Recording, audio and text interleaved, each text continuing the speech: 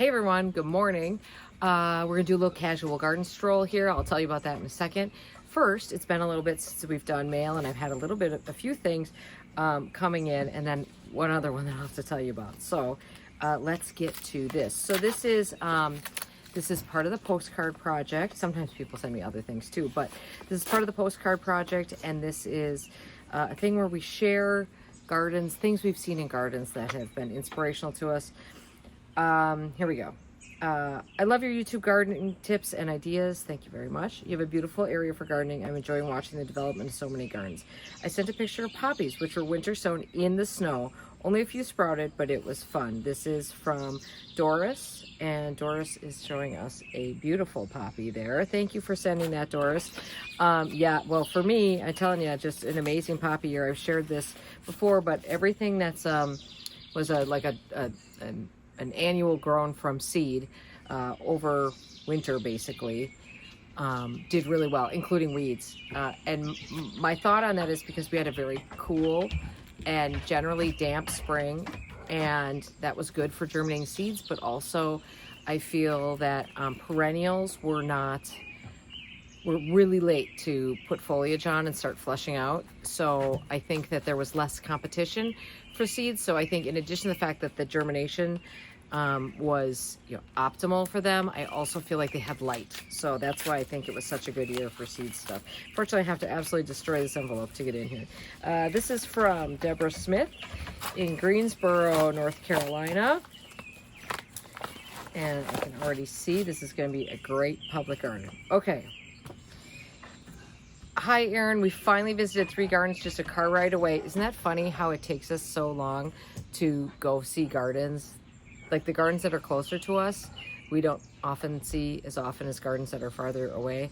There is a dog who is lurking under the tripod, so we'll hope this stays upright.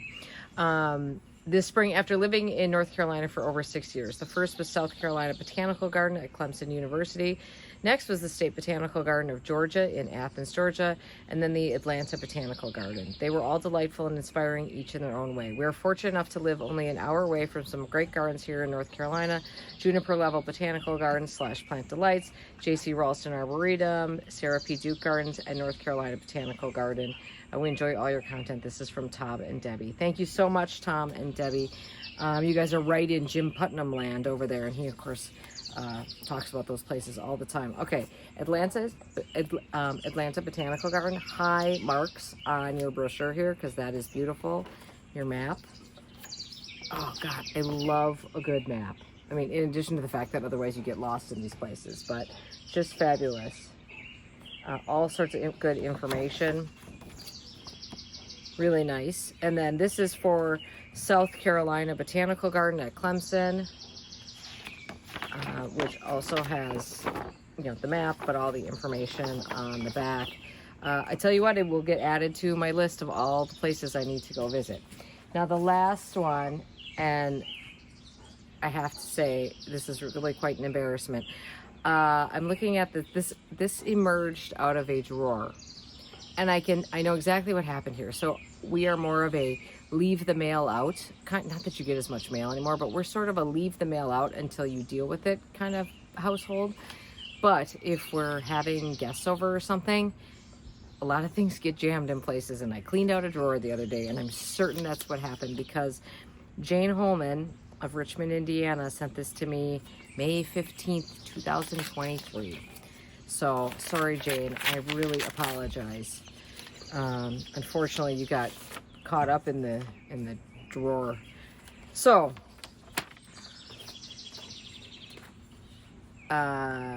dear Erin, the garden I would like to share with you and your viewers is, as our local economic development folks like to tout, within a day's drive of 80% of the U.S. market.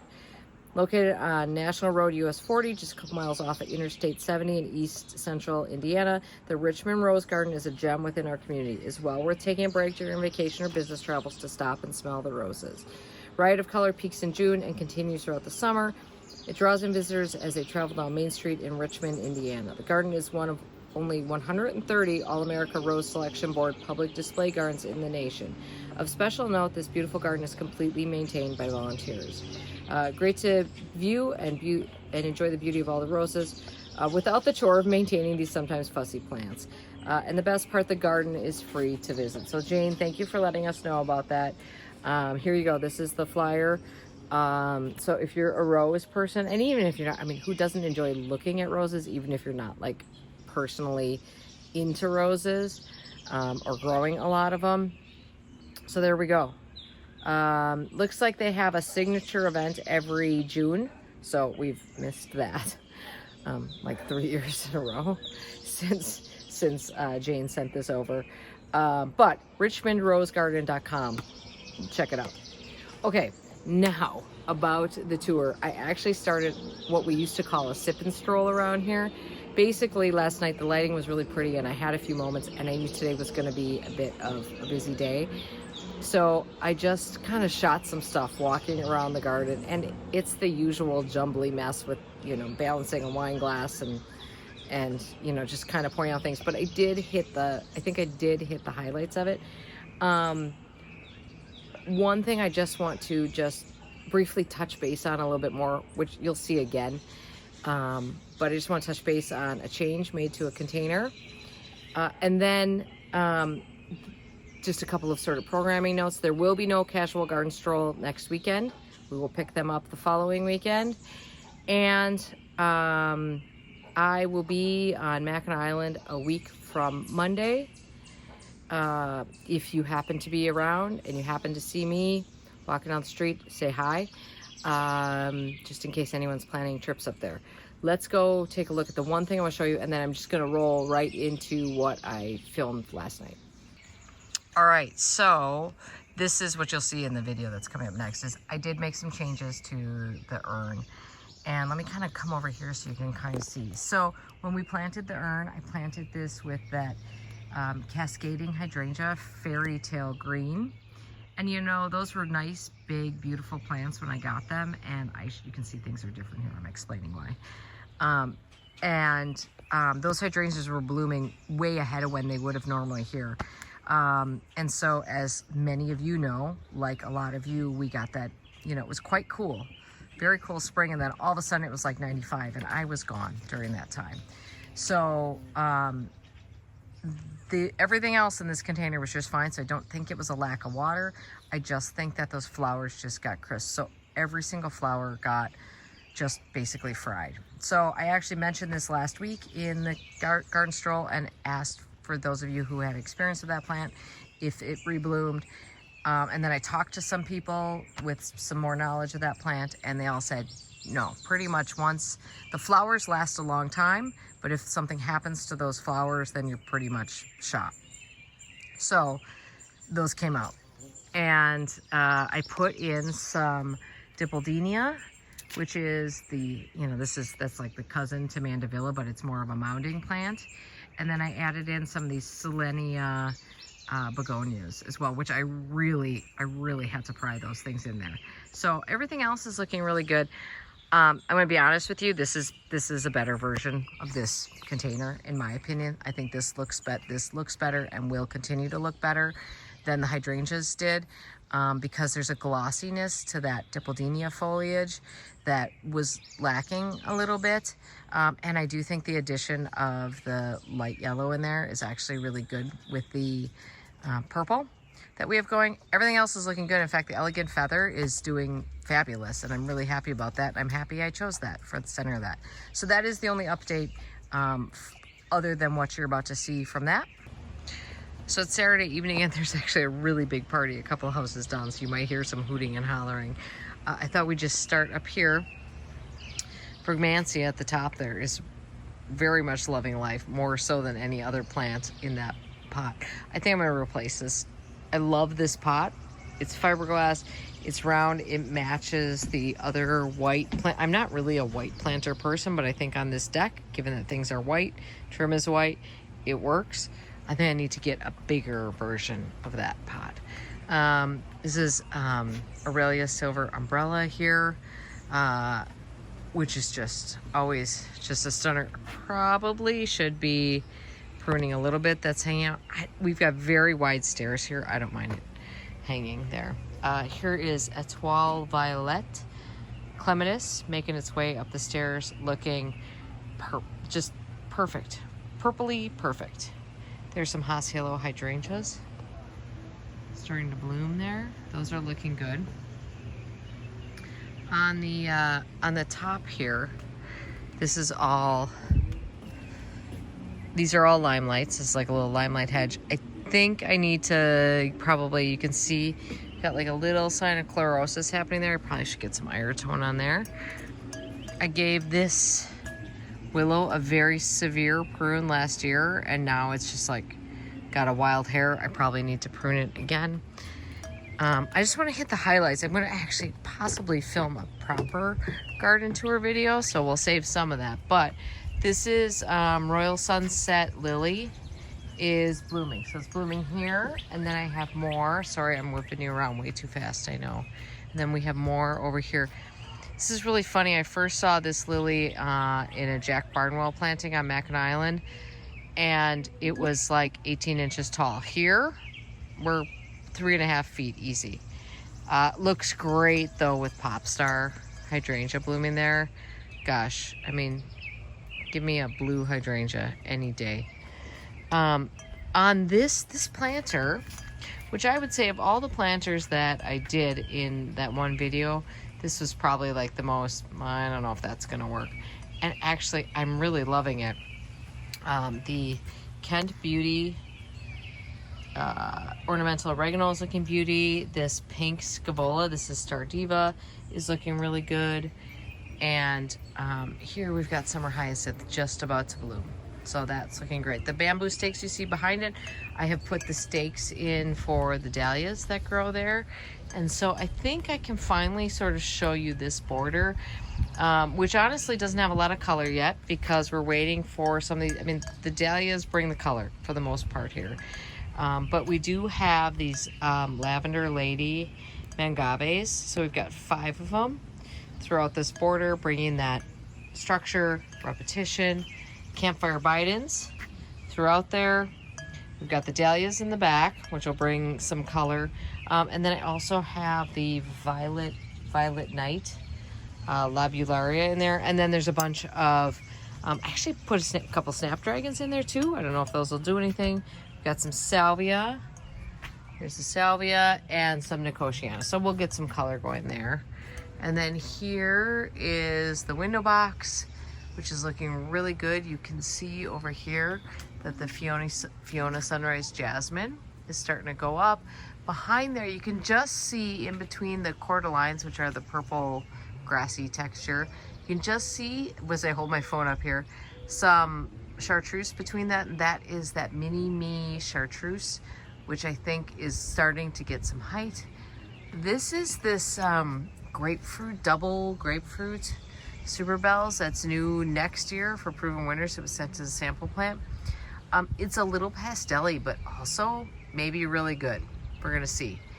We've got some Plectranthus in there. Pretty happy with what I'm seeing here. I will be happier when the chartreuse elements are more prominent on the back. Pearl d'Azur, I should probably say that like Pearl d'Azur, very French-like. Clematis is looking really good. We don't have a lot of blooms left on the Above and Beyond. Oh no, look, do you see? Do you see? It's the first one. It's a Japanese beetle, first Japanese beetle of the year. Great. Good thing I do these tours or else I wouldn't have my night ruined.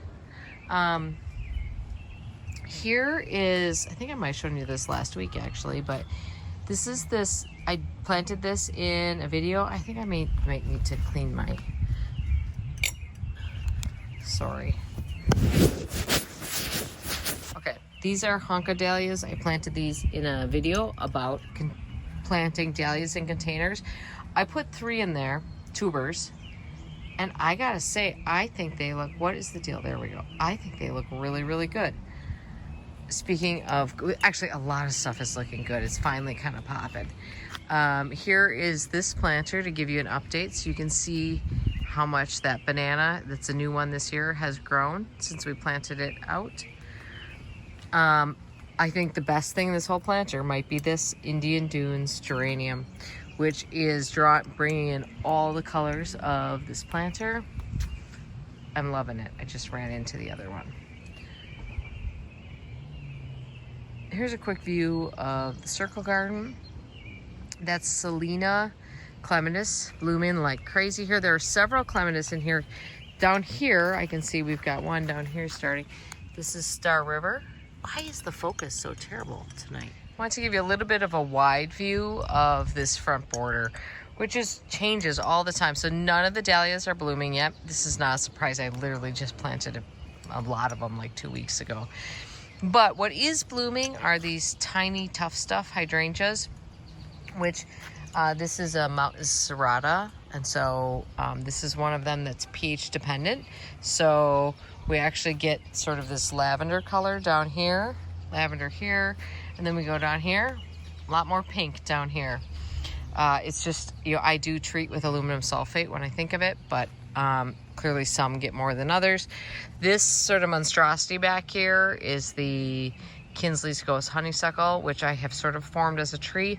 It needs some pruning. Coming up through there is Hudson River Clematis. So you can see that I have that sort of sprawling throughout the border here. And then I want to show you the urn, which has changed. So here's this. Let me zoom in for you.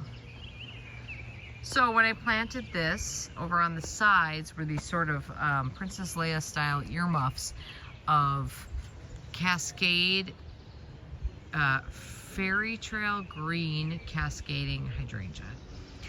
And they got just cooked in the heat when I was gone. And so I reached out, well actually I asked you guys about this last week, and some of you shared your experiences with them, and I reached out to some other people who've grown them. And basically the answer was, once they're done, so I pulled them. And I found a couple of Dipaldenias, which are that sort of like cousin to Mandevilla that is more of a mounding than a climbing kind of thing, the white one. And then I actually threw in some of those Selenia, well, yellow Selenia begonias. Honestly, I had to cram them in so hard. I don't know if they'll grow because there's like no room left in that pot. I mean, okay, a lot of times our second tries are better, and I'm just gonna say I like this better. I think it looks a lot better than it did when I probably first did it. Although it helps that the plants have grown in. You can see at the top there, the elegant feather is elegant feathering, looking really good. We have quite a stand of poppies here, and this needs to be thinned. It's too many of them, but they're so pretty. So I will go in here and thin a few of these. I like to leave these standing. Some of these seed heads on these are really, I mean, look at the size of that.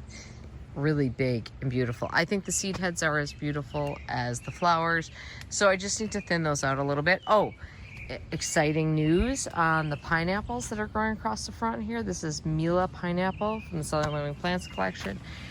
Look, we have a pineapple. Now, all of these actually had pineapples on them when they were shipped to me, but they broke off in shipping.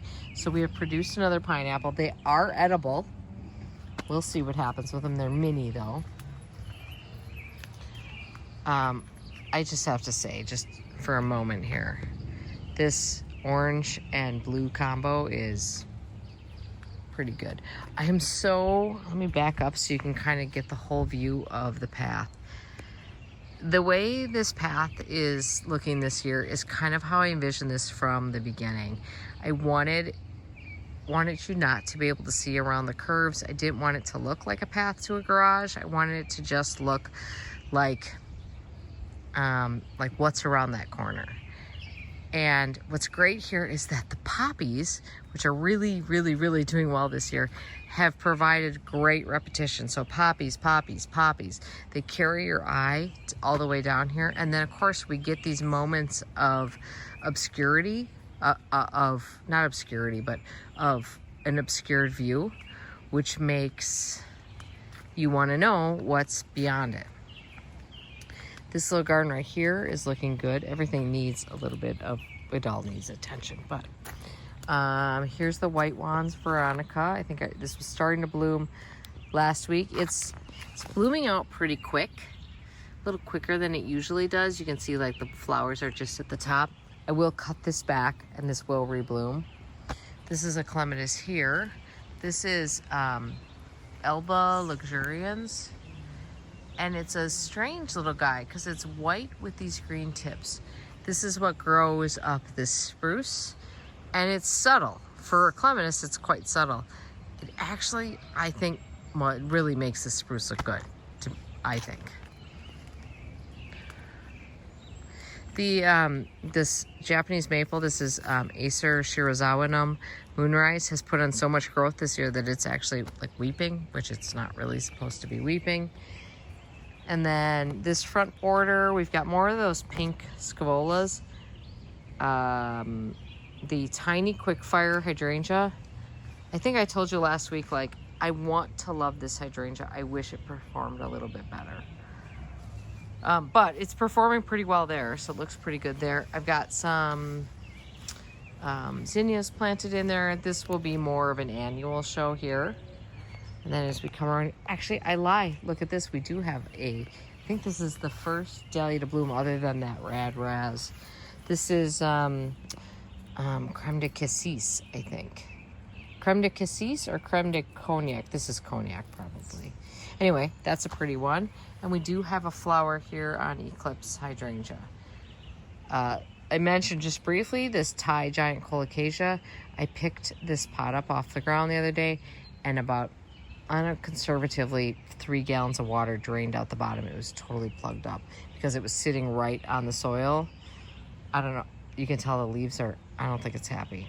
It's not going to go well, you guys, for me in this little weird colocasia competition that I didn't invite, but I am participating in willingly.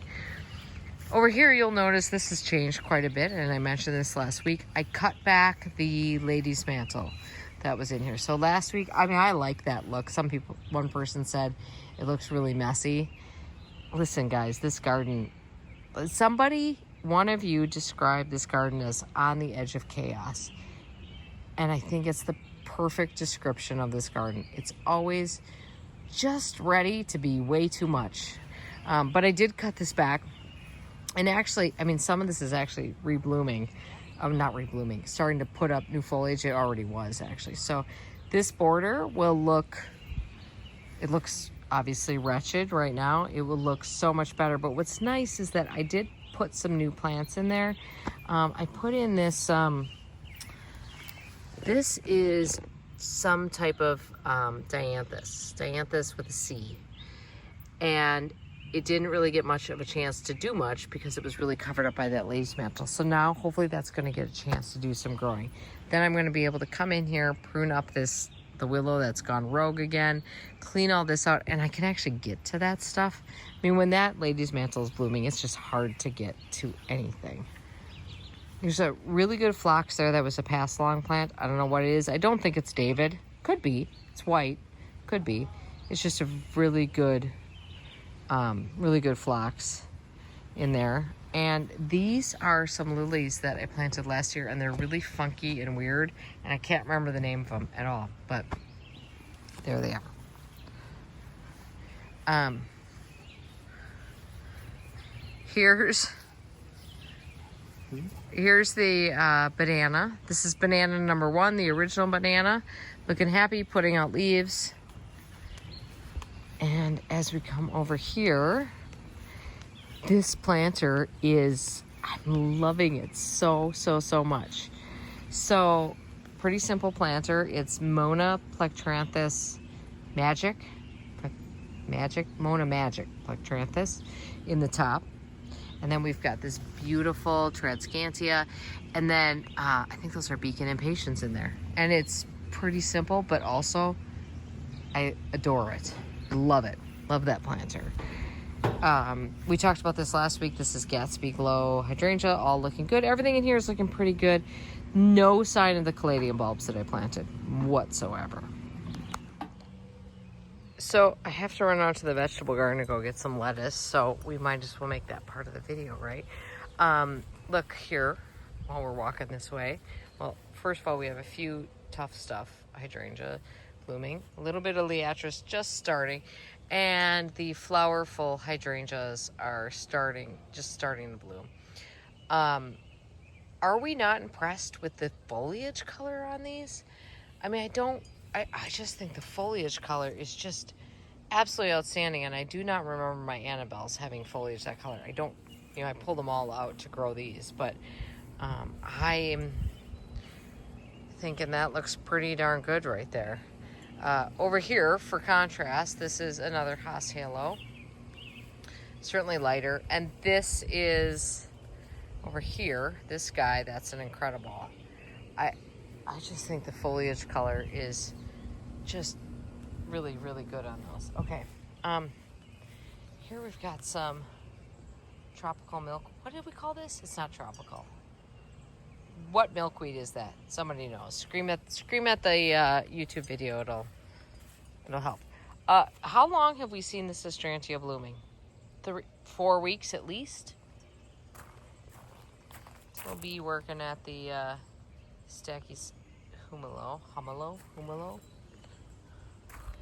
All right, let's make our way over to the vegetable garden, and I will try not to shake the phone too much.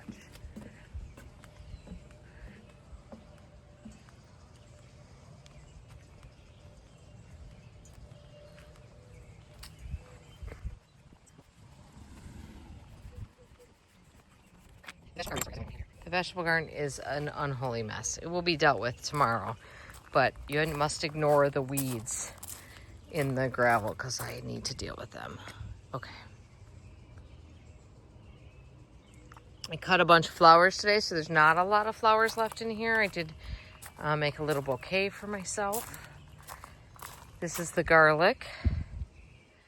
The lettuce is bolting, but it still tastes okay. So I'll be able to get enough here for what we need, but you can see that it's all starting to go.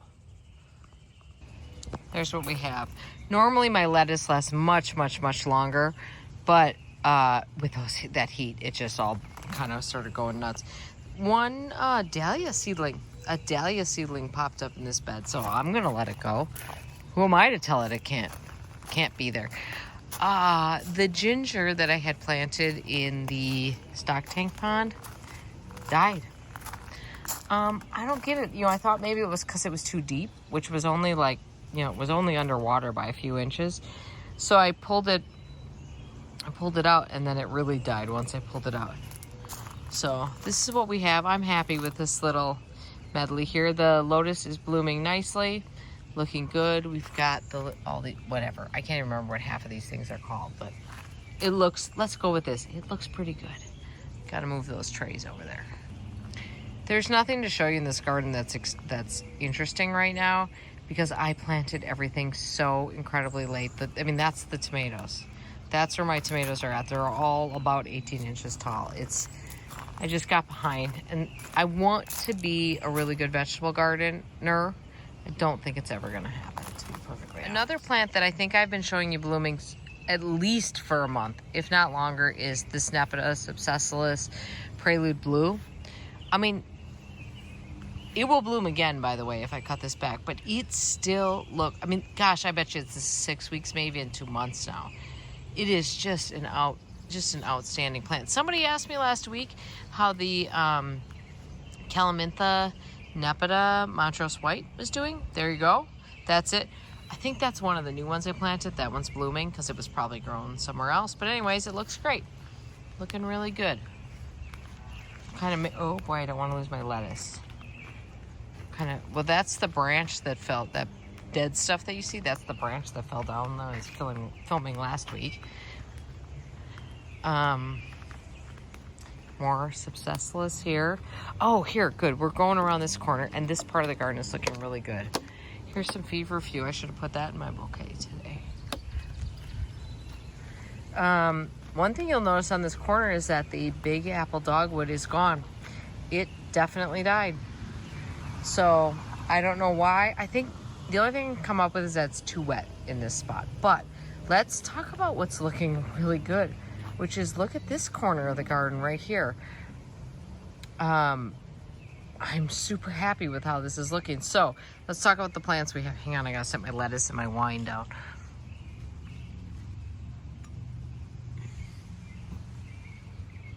Okay. A point. Ligularia Desdemona, growing and seeding everywhere, but growing along essentially the banks of the creek. The pink you see is Astilbe chinensis visions. The chartreuse is Heclocloa macra. The black is Cimicifuga or Actea. I don't know which one it is. I don't even know. They might all be different for all I know. And then the white that you see popping up here is probably my favorite pulmonaria, and that is Diana or Diane Claire. And then the grasses in between, kind of holding this whole matrix together, are all Flocka Blue Zinger. I always put an asterisk by that one because it can be very aggressive in some places, and some places are no longer selling it because they feel like it's too aggressive. It's just fine here. Anyway, I love this shade moment here. It's really, really good. And it won't be as good when these Astilbes are out of flower and they don't flower forever. And that's the problem with Astilbes, but I still love it. And then of course we've got the origami Japanese, what is that one? Well, I guess it's a Japanese maple, but you get the idea. What I replaced for this year, the Big Apple dogwood with is, I just put in 3. I've been growing these castor beans. This is, I don't know, one of the castor beans from seed. They have a long way to go, but they will get there and they'll be amazing. This is, I don't know which thalictrum this is, but it's whatever thalictrum has yellow flowers. And they're really pretty, and they're up over here, and they have this kind of bluish foliage. And then over here we've got the really tall guys, and this is Ellen. Ellen will get kind of lavenderish flowers in it. And apparently there is a sanguisorba in here, because here we go, here's some sanguisorba flowers. All right, let's keep moving. Anyway, let me turn around so you can kind of get a better view of this whole area. I love that corner. I'm very happy with that. Speaking of happy with, look at the grass I grew at the house that grows no grass. Don't look too closely because it's a little patchy, but it looks pretty darn good. So this is the little horseshoe where we planted all the Microbiota decussata, Siberian or Russian cypress. Hoping I finish up the mulching. Yeah, it's July and I'm talking about finishing up the mulching. Just, it happens. Anyway, I'm hoping I finish that up so that stuff is cleared out of there and this looks a little better. I did pick up some more Carex albicans and a few more of the Pachysandra procumbens, the native Pachysandra, to do more planting in this area. So this area is not finished, and I did spread the plants out more than I normally would have, but I think it'll grow in well. These Haas halos are starting to grow in. This is Pinky Pollen Ring Hydrangea arborescens. Jury's out, guys. I don't know. We'll decide later if we like it or not. All right, so that's the tour. Sorry it was so sort of random. The lettuce was delicious, by the way. We will see you this week in more videos. Thank you for watching. Have a great day and a great week in your garden. Bye-bye.